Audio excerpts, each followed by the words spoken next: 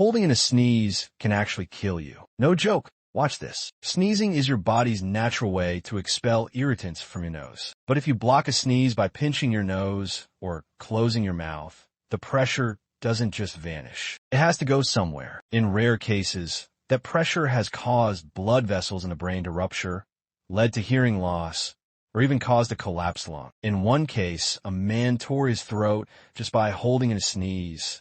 He had to be hospitalized for a week. So next time you feel that tickle in your nose, just let it out. And if you found this wild, hit that like and follow for more weird facts you've never heard before.